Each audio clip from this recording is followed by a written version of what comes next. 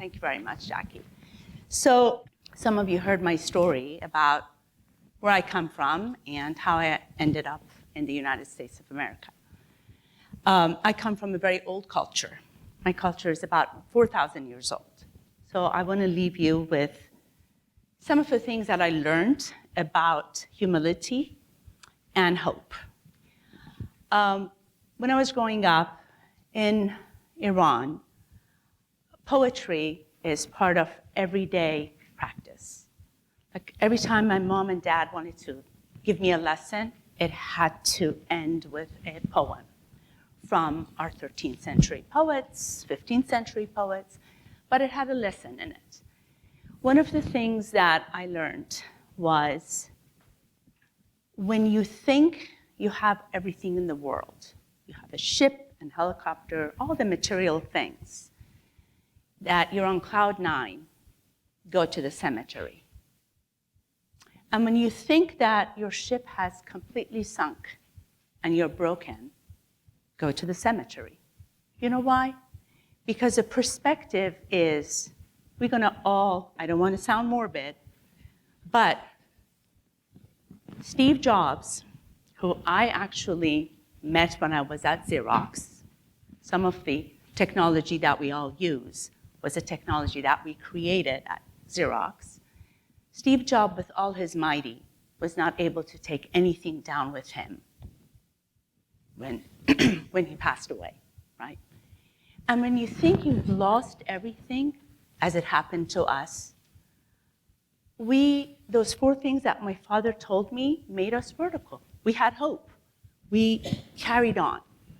So that's one of the Persian proverbs, if I may say, that I carry with me, that you have to have hope. And again, those 4 things, education, pride, faith, and gut, is what makes you vertical. So I graduated in 1983. I came to the United States in 1979. As mentioned, my family was put on the execution list. Revolution happened. As you opened up the day today with, doubt, what kills dreams. You may have a dream and you know how to get from A to Z. You know what Z looks like. But if you don't go through W, X, and Y, it's very difficult to just take a leap to Z. You gotta live the steps. So I graduated in 1983 from McAllister College in St. Paul, Minnesota. And 1979 is when the American hostages were taken. You talk about challenge. My maiden name was very difficult. I lived in Minnesota where now I have dyed my gray hair. And again, another Persian proverb that I want to share with you is that I share with my son is, this gray hair was not in the mill. I didn't make it in the mill. I earned this gray hair. So in Minnesota, I stood out, right? Because I had dark hair. I had a different name. And my maiden name was extremely difficult. In our culture, actually, even today, as you know, Iran is going through, it's a theocracy, and as you may have seen on the news, the women of Iran are leading a revolution, women, life, freedom. So even there, women are standing up to make a change. In our culture, women do not take the married name. They stick with their maiden name. My maiden name was Muhaqiqi. It's this guttural sound that comes from here. So when I got married, I took my husband's last name, which is Ansari, which people always think that I'm apologizing. I get on the phone. What's your name? Roya, last name, Ansari. Oh, no, that's okay, honey. Like, no, I'm not apologizing. So my parents ended up in Richmond, Virginia. I had already been accepted to McAllister from high school, being in Switzerland. And from very young age, at age 12, I had to learn to live with diversity. I shared a room with 3 other girls. one from Bahamas, one from Spain, and one from Israel, and we had to share a sink. So boarding school brings a layer of skin on you that you never thought that you ever could get that layer of skin. Semiconductors and electronics piles up layers of skin on you. So I must say, I look at this room, and we're all in extremely male-dominated industry. I'm going to talk about some subjects that may not be comfortable, but that pebble in our shoe, I always try to think about a pebble in my shoe, because that pebble in your shoe makes you uncomfortable, and when you're uncomfortable, you can stand out and say something. When you spoke, I didn't catch your name, but you said you're going to be the only woman if you had moved. We have always been the only women in many of the organizations, right? But that should not be a handicap. Now, when I graduated, I was supposed to go to law school.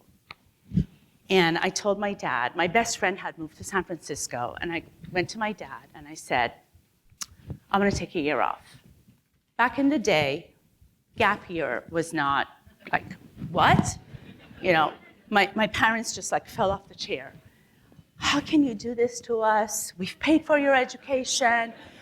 And like, I've never worked. I really want to work. I want to come to the West Coast. Just give me a month. If I don't find a job in a month, I'll come back and I'll go to law school. So I came to San Francisco, and if I can leave you with 3 things today, I'm going to leave you with what makes you, you. The second is going from A to Z. Please live V, W, X, and Y to get to Z. And the third is I'm amongst leaders, and I'm humbled by it. When you lead, you don't manage. You lead. That means you roll up your sleeves. You're in the trenches with your team. So that's what a good leader does. Now, I moved to San Francisco in 1983. My dad gave me 1 month, and he said, if you don't find a job, you're coming back. Jobs then, because you have no idea, 41 years ago, the road was not as paved as it is today. A lot of women here in this room have paved the way for the younger generation. So this is how I looked for jobs. Remember the classified in the newspaper? And I have my red pen there. I would just take San Francisco Chronicle, San Francisco Examiner, just read and just, take that red pen and go about it. 2 weeks went by, and I did not find a job. And I was knocking on doors. Talk about cold calling. I knocked on doors to drop my resume. What made me me is I thought to myself, the sea of resumes, the piles of resumes that is just piling up on a desk, how can I make myself stand out? Okay, and I was 21 years old. I didn't know what marketing meant. I did not know what branding meant, but I wanted to be different. So I would roll up my resume in a shoebox, and on the shoebox, I would put a sticky on it and say, I want to get my foot in the door. And I would go and put that on the desk of the receptionist, the front desk. I didn't know who the HR was. But at that young age, I had no idea what marketing was. I studied political science and international law. That's what I studied. How I got my job. I had to go to the bathroom. I was like going on the streets of San Francisco. And I went to a building, 333 Market Street. And I just found a floor to go to the bathroom. I went to the bathroom, and 2 women came in, and they started talking about a job opening. I sat on my stall, and they talked about this company called TimeNet Timeshare, which was later on bought by McDonnell Douglas Corporation. And the job opening was marketing assistant. I had no idea what that meant. There was no Google, there was no GPS, nothing. So I'm like, oh my God, TimeNet Timeshare, where would I find it? One woman said, so where is this timeshare? I can tell my niece. And she said, oh, it's at Cross Transamerica building. When they left, I ran 13 blocks. I had borrowed a suit from my friend because she had gotten a job at a bank. I found 601 Montgomery, which is across Transamerica building. I went to the 6th floor. That was where TimeNet Timeshare was. I walked in. The receptionist, her name was Grace. And she said, can I help you? I said, yes, I'm here to get the job. And she said, what job? I said, it's called marketing assistant. And she said, how did you hear about it? We haven't put it in the classifieds. I said, I heard it in a public bathroom. And she said, okay, hold on. She went and she got the manager. The manager was a wonderful man. His name was Rory Enright, a bear, huggy bear type of guy. He came out and he said, okay, young lady, what are you here for? I said, I'm here to get the job. And he said, what job is that? I said, marketing assistant.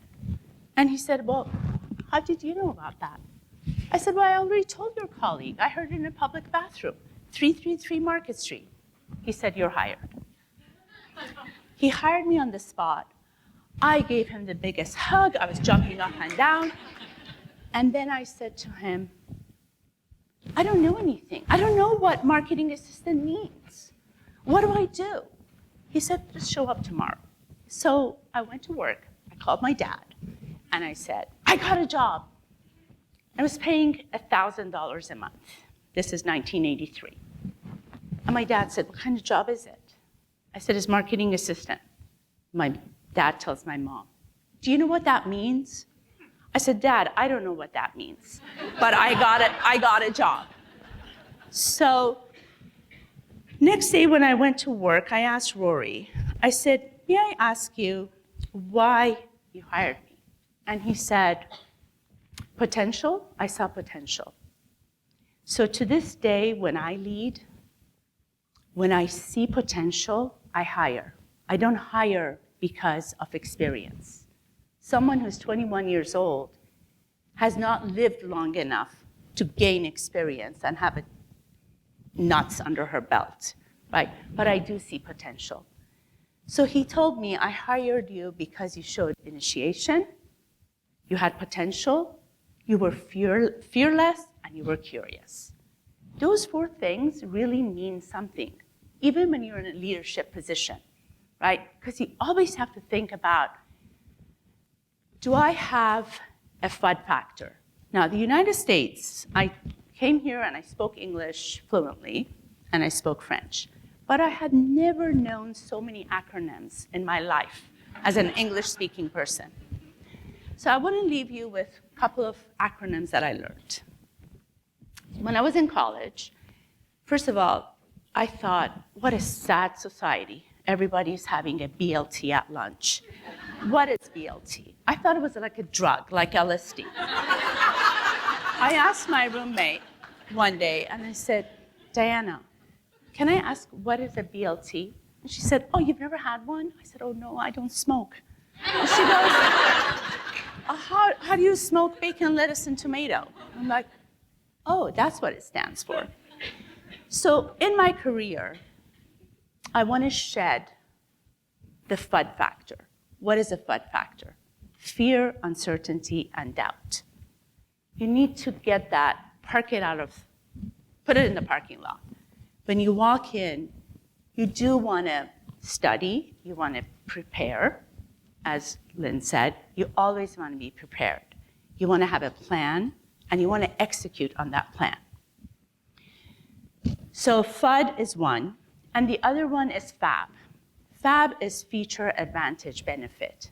Unfortunately, or fortunately, we are a product. Us, as human beings, when we are applying for a job, we are a product. What is our feature? What is the skill set that we're bringing? What is the advantage that we're offering to the organization? What benefits will the organization earn from us being there? So think about when you go for that interview, what is your fab? And if we think about how the industry has changed. So my first job was with TimeNet Timeshare. I had a blast. Then art of networking. Back in the day, and every time I heard back in the day from my parents, I thought, oh my God, they write with charcoal, they didn't have shoes to go to school.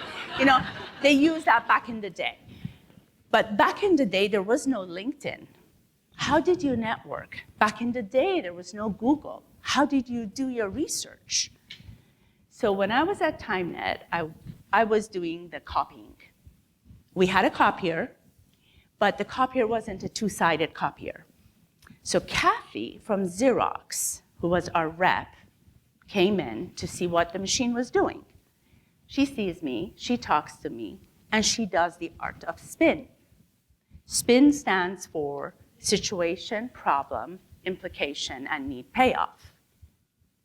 And the way she did the spin, she was able to sell us a two-sided copier. Because she asked me, what is the situation here? I said, I go to CopyMat. What is the problem? I don't have a two-sided copier. What is the implication? I'm spending too much time at CopyMat. What is the need payoff? Well, if we had a copier here, I wouldn't have to go to CopyMat and wait in line. That is spin. I networked with her that day in the Xerox room, right?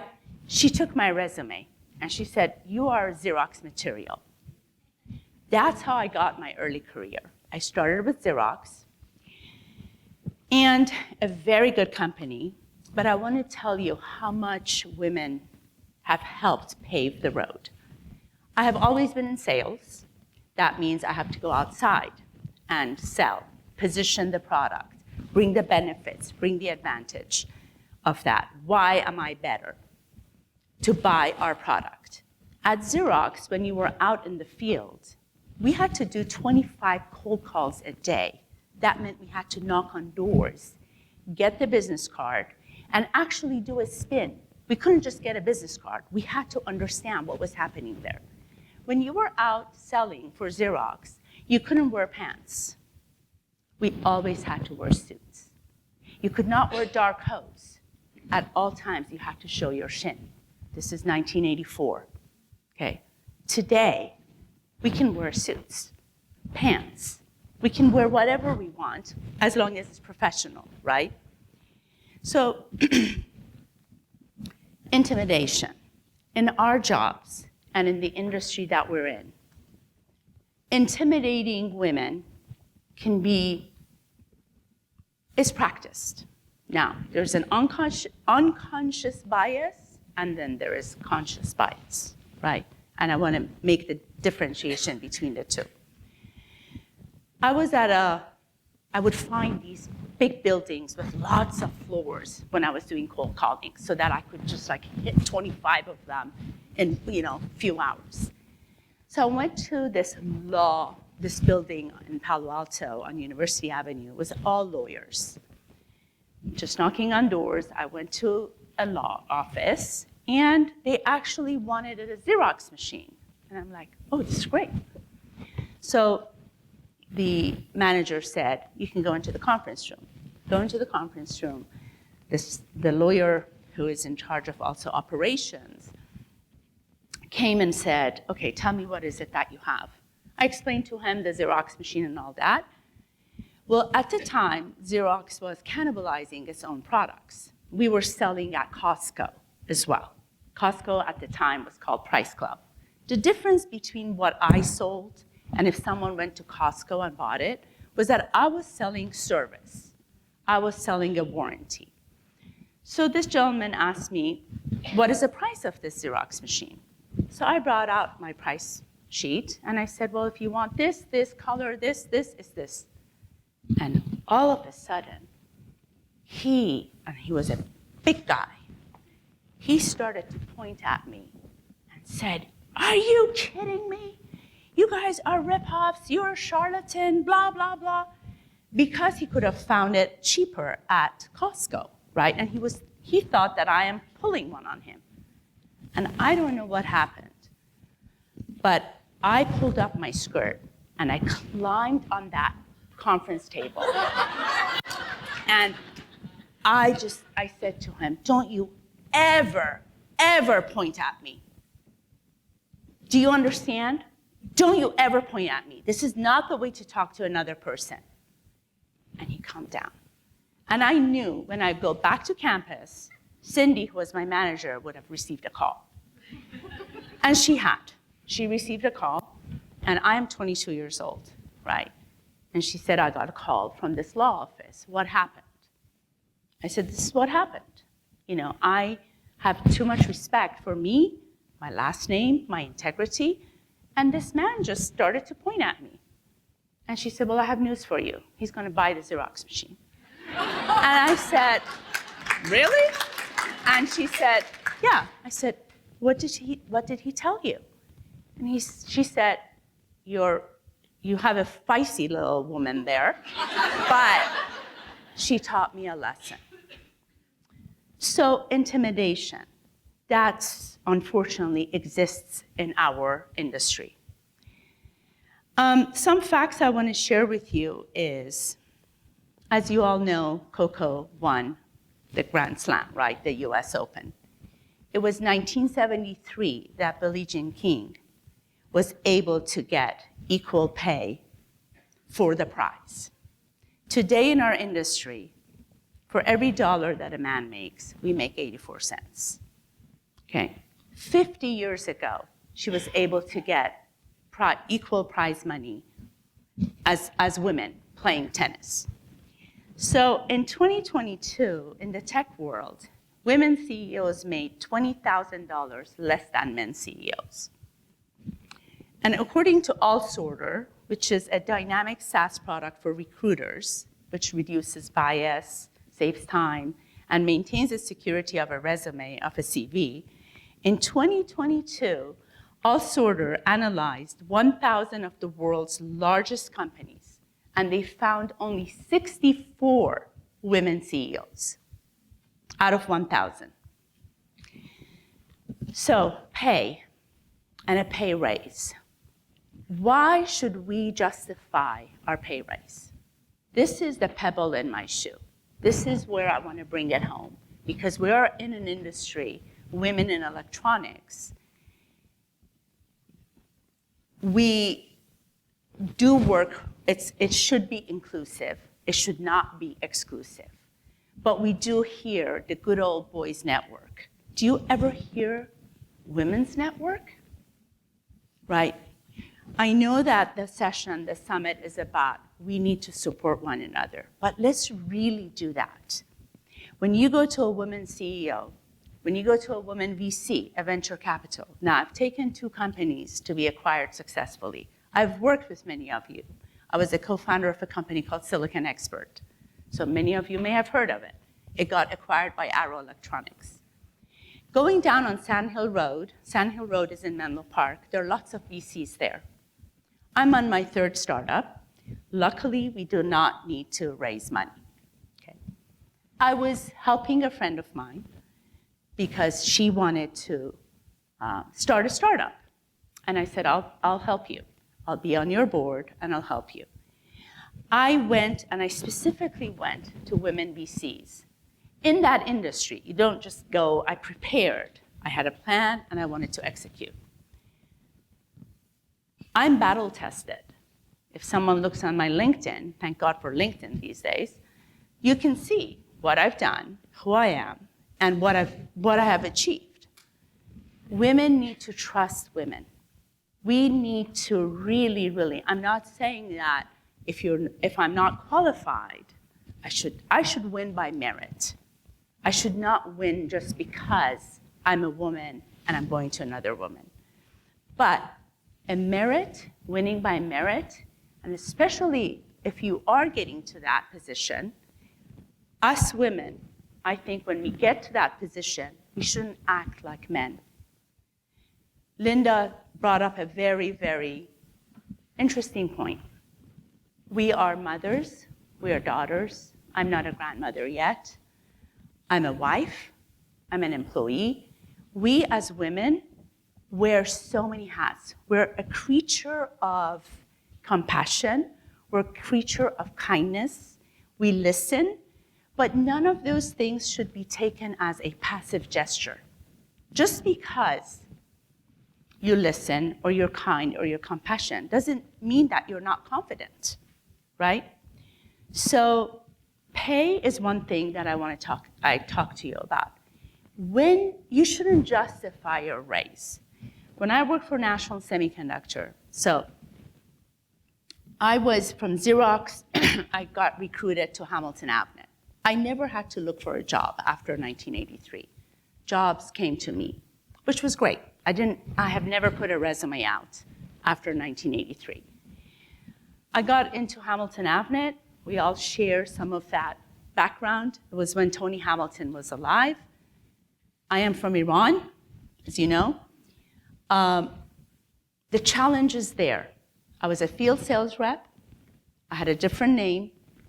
And back in the day, they would put a chart up on the bulletin board where you could see what you're doing every month and every day. Like, are you meeting quota? Are you meeting quota, right? I don't know if it's a healthy thing to do or not. It does create competition, but maybe in a very unhealthy way. I don't know. I was young. And everybody's numbers were there. So one day, and I was doing really well. I had the biggest purchase order in 1985. I designed an Ethernet chipset with National Semiconductor for a company called Allied Telesis. DP8390, DP8391, DP8392. That was a chipset as an Ethernet chipset.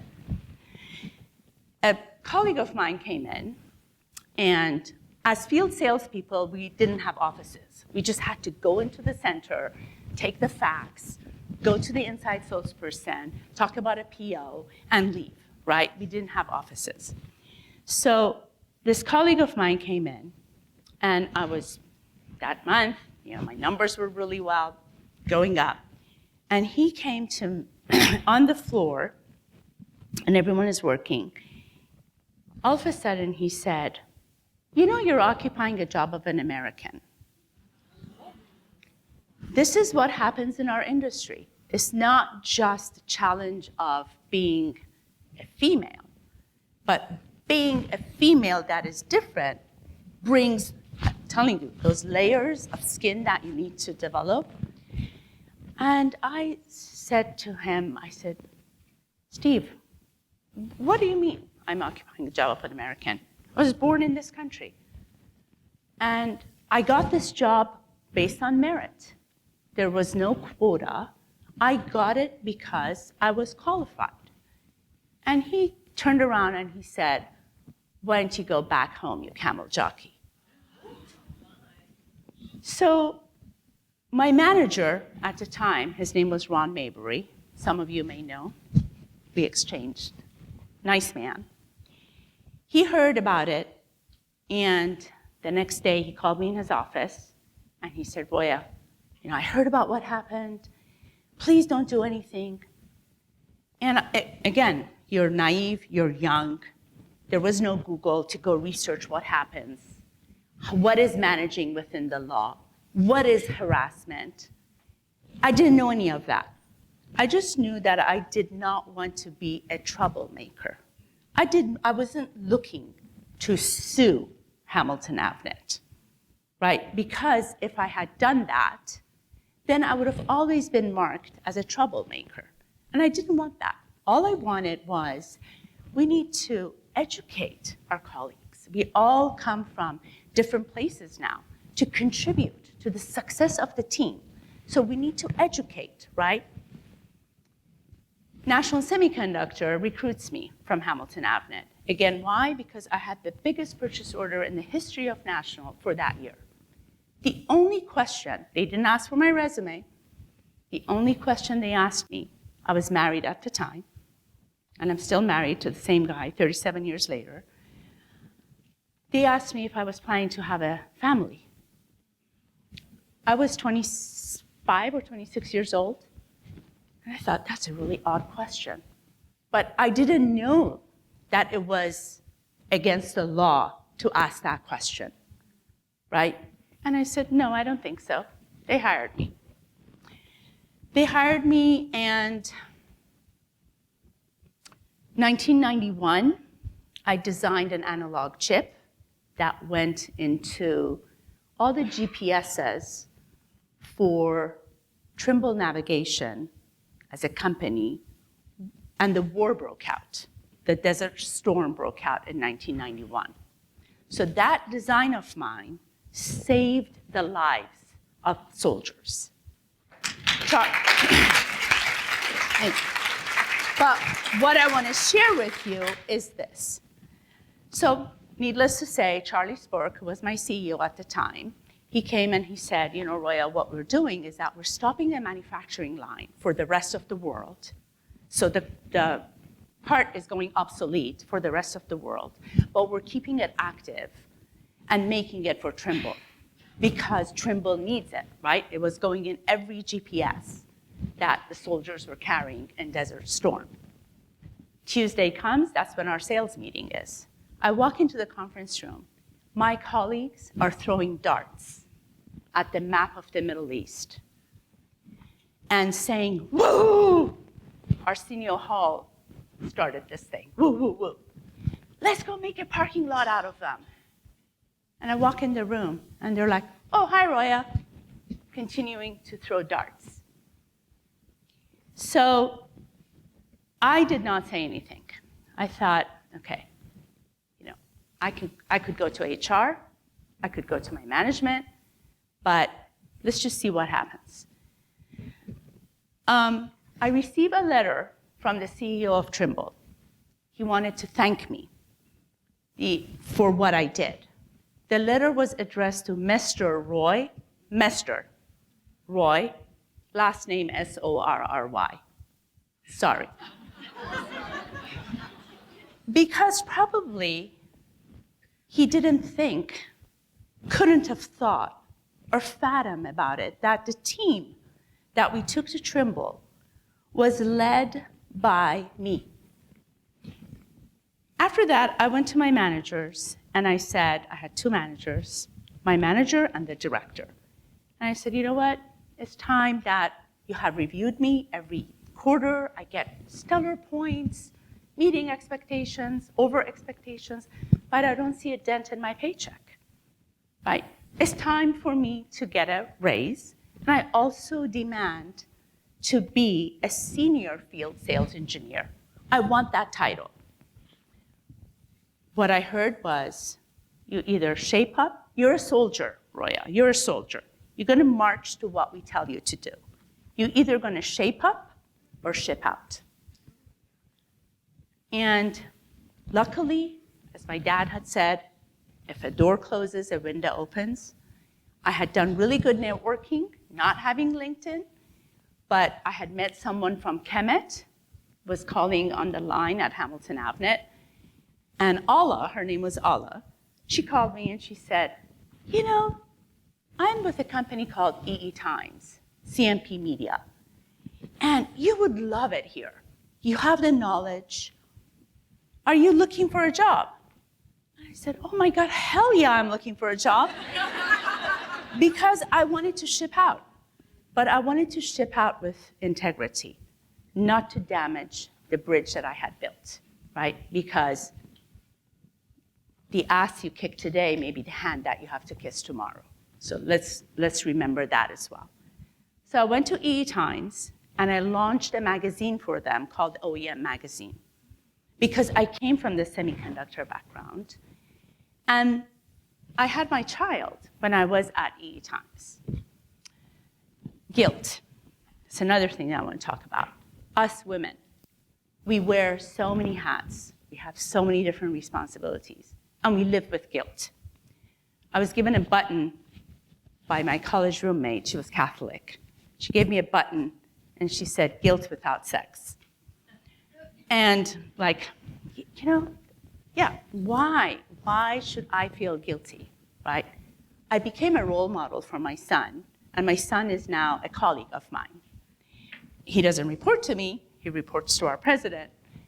But when you have those pressures, as Lynn said, you're late for a birthday party, or you're late for the music class, right?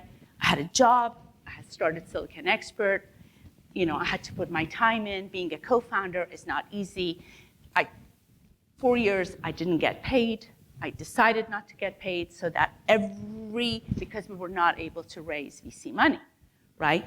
But we worked hard. I believed in the product. And there are 3 things when you want to start a startup. If you think you have, so in year 2000, I thought, I've made money, enough money for everyone else. I know what it takes to get from A to Z because I have lived X, Y, and Z. I'm going to go and either find a company on my own or be a co-founder of a company that I believe in the product. The 3 Ps that helps you build a company is people, passion, product. People first. Who's on your team? Are you all passionate about what you make? And then it's the product, right? And those 3 things can get you to get to the dream that you want. So when we started Silicon Expert, my son was 5 years old. And I had to drive from Santa Clara to pick him up in Belmont, and then drive again down to Redwood City to put him in a music class. And of course, my parents didn't help but bring more guilt on me. They lived in Richmond, Virginia, and my mom would start calling me at 4 p.m. Are you leaving work now? Where is your child? Is he at school? I'm like, oh my God, Mom, I'm in a meeting, right? And 6 o'clock, for every minute that you were late, I had to pay $1 for every minute that I was late to pick up my son. So I picked him up, I'm late for drum class. He's sitting in the back, he's hungry, he has to go to the restroom. I'm like, oh my God, I've already paid like $30. Now I only have another 30 minutes to get you to the drum class. And I get a call from a customer of ours, Agilent, from Singapore. And I'm telling my son, shh, shh, shh, shh, right? Because my customer is on the speaker. Her name is Zinc. And at the time, a lot of us that are in this industry understand what RoHS means, right? We had to think about all the zinc and copper and lead and all that. And all day long, my son would hear me talk about RoHS, lead-free, zinc, copper, this, that. So when I hung up with Zinc, as I said, her name was Zinc, my son said, I am so tired of zinc and copper and gold. That's all you talk about. And I said, that's her name. Zinc is her name. And just, suck it up. Your mom is working. I can't help it, right? I am a working mother, and that's how it is. I'm a working mother. So when you go to ask for a pay raise, you're not just doing it for you. You're doing it for the stability of your family, and you deserve it. You shouldn't justify. Why should I justify to get a pay raise? Why? If the numbers are showing, if every customer is calling and saying, we love doing business with her, with Roya. Think about your hairdresser. I go wherever my hairdresser goes. I go for her. I could care less if she was in a salon like this or a dinky little place. I go for her. What is the implication of an organization not holding on to you? When you leave, if I had gone to AMD, if I had gone to Motorola, if I had gone to TI, they all compete with National Semiconductor. My customers would have followed me. That Rolodex, that is back in the day, that no one knows about it, your customers follow you. Why? Because you've built trust. You've built partnership. So if an organization thinks that by intimidation, they can set you back, have a plan, prepare, have a plan, and execute. Don't be fearful. But make sure that you have enough in your toolbox to do it, to either change and go to another place, change your career, or go on your own. That art of spin happens with us as well. Remember, we're a fab. What is the feature I have? What's the advantage that I bring? What is the benefit that I bring to an organization and an organization benefits from me? Same thing with me if I'm asking for a raise. What is the situation here? I see that I'm the star on the team, right? What is the challenge? No one likes to talk about problem. P stands for problem. But we're all afraid to talk about problem. It is a problem. It's a problem that you have not, in this diverse team of yours, everyone that I look who's a manager happens to be a guy. There is no other perspective on the team from a different person. Okay, look at me as a person. But everyone is the same. So that is a problem. What is the implication? The implication is, if I leave tomorrow, if you don't give me a raise, I take my Rolodex with me. What's the need payoff? The need payoff is, if you bring value to the team, usually all of us try to be loyal. We make friends at work, right? It becomes your support system. So it's good to move, but it's not good to move after 2 or 3 years. When you're starting your career first, I say after 2 years or 3 years, if you're staying in a vertical, you want to move because you're going to hopefully get the raise that you want. But if you've been somewhere for some time and you have a good footprint, right, it's ludicrous for the organization to lose you. They have to see the potential in you. They have to nurture it. It's the responsibility of a leader to nurture it. So let me leave you with this as well.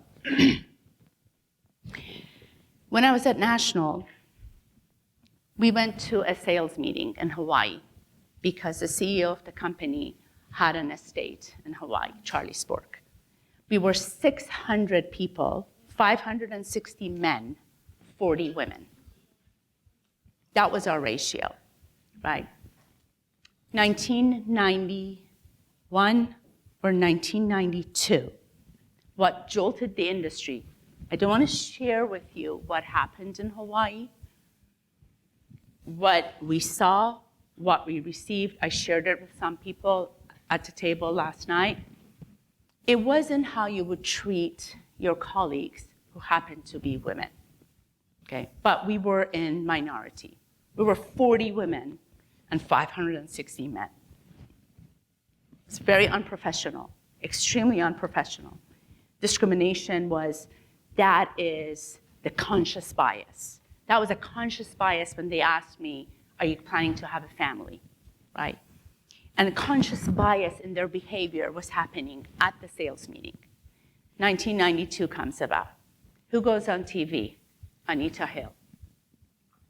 We all watched Anita Hill televised. What she brought against the Supreme Court nominee, who was Clarence Thomas. That day, there was a jolt in our industry. All of a sudden, I see my colleagues at National. Oh, you look very nice today, Roya, but I don't mean it in a very sexual way. And I'm like, shut up, right? You don't even know how to, that is like socialization 101, right? It's like, do you honestly think, Paul, that just because you gave me a compliment, I take it, I thank you. But the industry became so nervous about this thing. So we all got these books called Managing Within the Law. Corporate policies were being written. It's nice to have corporate policies written, but we need to educate from top to down. It's not about just being written. You can give me books and books with corporate policies, right? But what is really happening at that organization? So Anita Hill did us all. I mean, I think when someone talks about some of the things that have happened to them, they're also risking their reputation. They're putting their neck on the line, right? But there's still a very long way to go for us. We still need to pave it. So this unconscious bias that is taking place today, I see the industry as BG, before Google, AG, after Google, before Christ and after.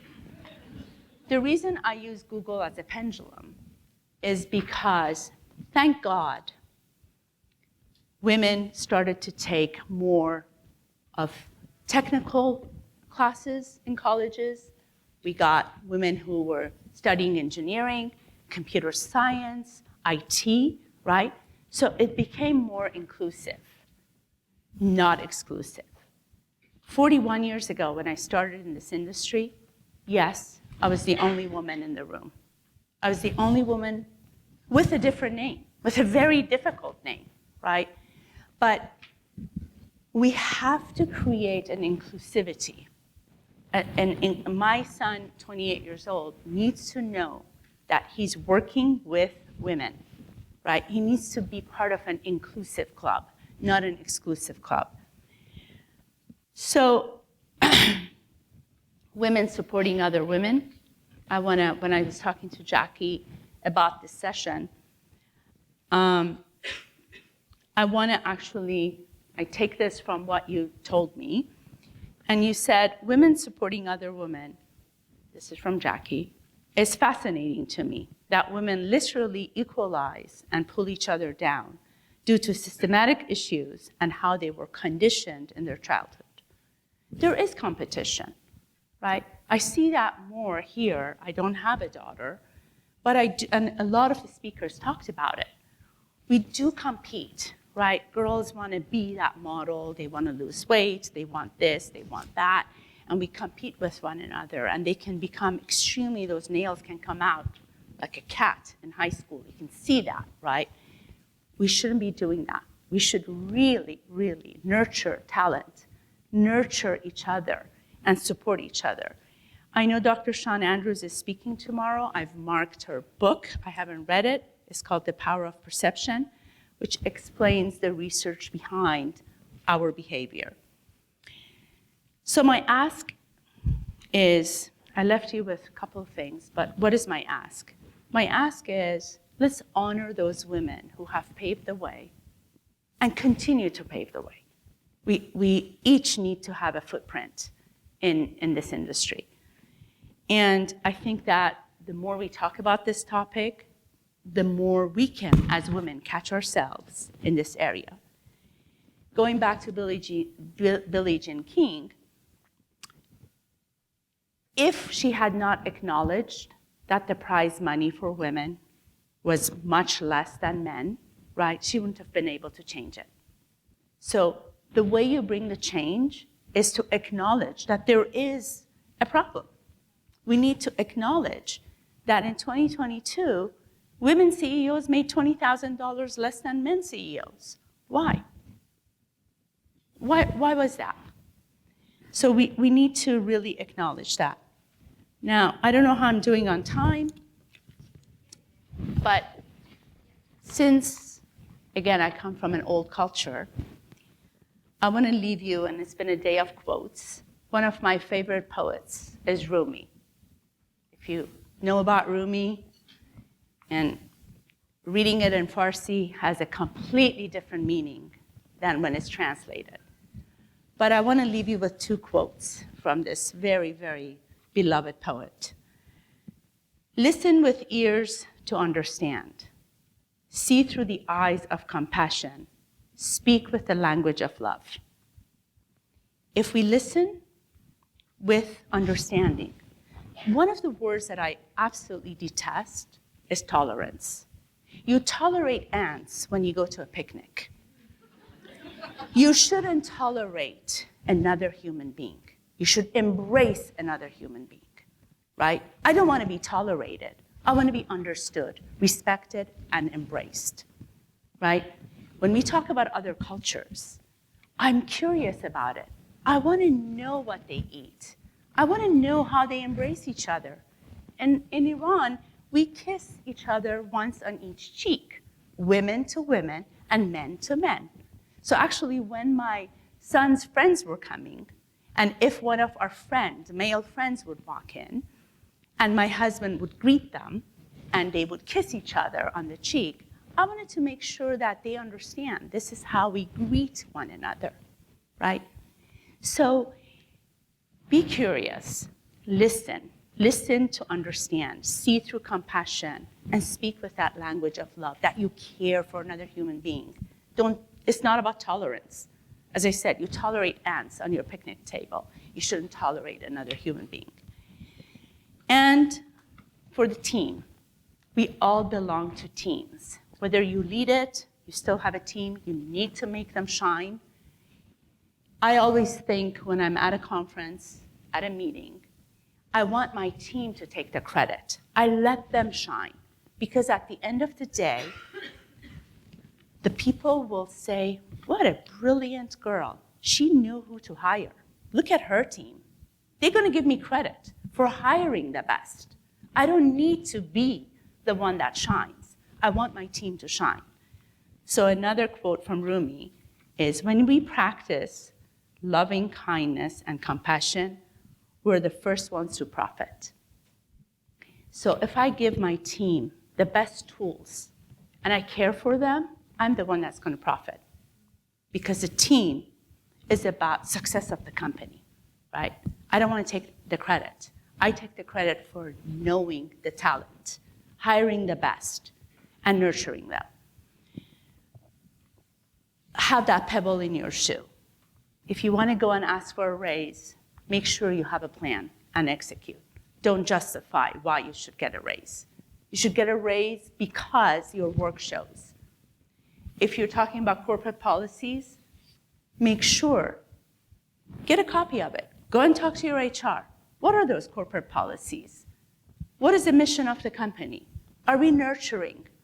Are we hiring the best talent? How are we teaching, right? I went and I worked in the warehouse of Hamilton Avenue because I came from Xerox. I was selling a product. I had no idea what a chip looked like. And I told them, I want to work in the warehouse so that I can understand what it is that we're selling. And I put a training program together because as they were bringing more people and hiring, they were just throwing us out to the wolves. I'm like, no, we need to train. Let us work. I enjoyed it very much. I worked in the warehouse to understand what is a capacitor, what is a resistor, what is a chip. And when I worked with Allied Telesis, to design that Ethernet chip, I asked to see that PCB board. What is it that you're doing, Taki? His name was Taki Oshima, the CEO. I worked in his warehouse. I was with National, but I worked with him so that I could understand what this customer is doing, right? So don't skip from A to Z. You may know what Z looks like, but go through it. And thank you to the leaders. Lead, don't manage. And you all have been examples of what you do for your team. And I thank you because I think we make really good leaders. Women bring that compassion, and we shouldn't be ashamed of it. We are who we are. We are mothers, sisters, daughters, wives, and we can be damn good leaders, and we are. And we deserve to be recognized. Let's make the 84 cents per dollar $1 per dollar next year. Thank you.